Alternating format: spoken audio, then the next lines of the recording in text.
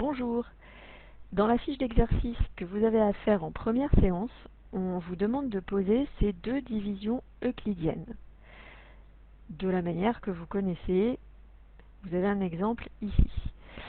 Vous devez trouver probablement quand vous faites vos calculs que le quotient pour la première est 31 et le reste vaut 0.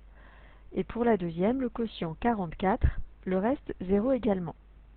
Lorsqu'on vous demande qu'y a-t-il de particulier pour ces deux divisions ont un reste égal à 0. On appelle aussi ce reste un reste nul. Ça veut dire la même chose que égal à 0. Du coup, si on écrivait la division en ligne, division euclidienne en ligne, comme on l'a appris ensemble, on écrirait que dans 465, il va 31 fois 15 et il reste 0, plus 0. Le plus 0 n'est pas obligatoire à écrire, et du coup, on se retrouve avec 465 égale 15 fois 31, ce qui peut se dire en français que 465 est dans la table de multiplication de 15. On l'a formulé ici de manière plus correcte. 465 est un multiple de 15, et on peut le dire dans l'autre sens, 465 est divisible par 15. Ça veut dire que quand on le divise par 15, on a un résultat, un quotient qui est entier, et un reste, surtout, qui est égal à 0. Vous avez un point sur le vocabulaire ici, qu'on retrouvera dans la leçon ensuite, avec l'exemple de la division de 105 par 7, qui donne un quotient de 15 et un reste égal à 0.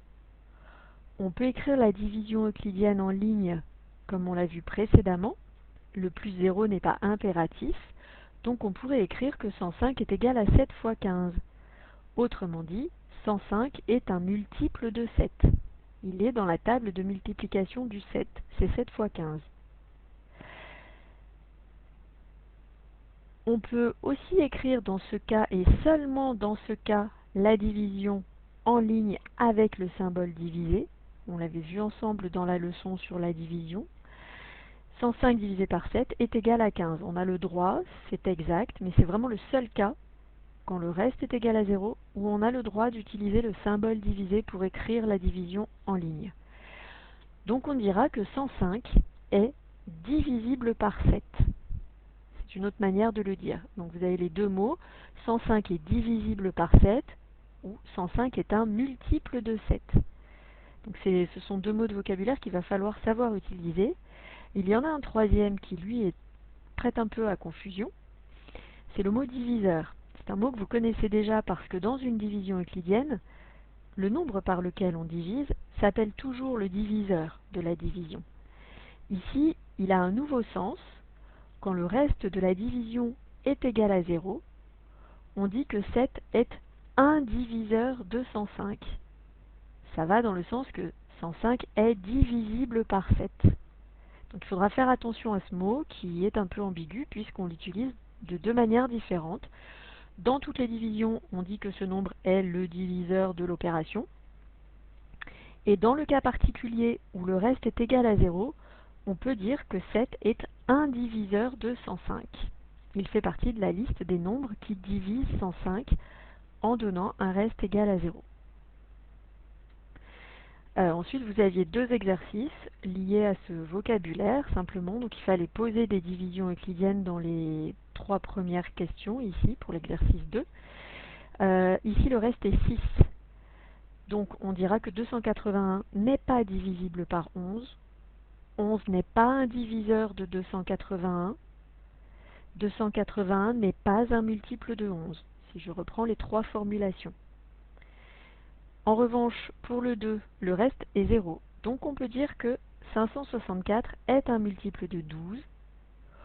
On peut toujours dire que 12 est un diviseur de 564, ou que 564, donc comme il est dans la table de multiplication de 12, est un multiple de 12. Ici, le reste est 6, donc 87 n'est pas un diviseur de 13 578. 13 578 n'est pas dans la table de 87, donc ce n'est pas un multiple de 87. Il vous deviez compléter dans l'exercice 3 avec ces mots multiples ou diviseurs les phrases qui étaient proposées. 18 est un multiple de 3, parce qu'il est dans la table de multiplication de 3. 4 est un diviseur de 24, parce que si l'on divise 24 par 4, on obtient 6 au quotient, le reste est nul, parce que 24 c'est 6 fois 4. Donc 24 est un multiple de 4, 4 est un diviseur de 24. 25 est un diviseur de 100, où 100 est un multiple de 25. Vous connaissez peut-être par cœur 4 fois 25 égale 100, ou au moins 2 fois 25 égale 50, donc du coup 4 fois 25 égale 100.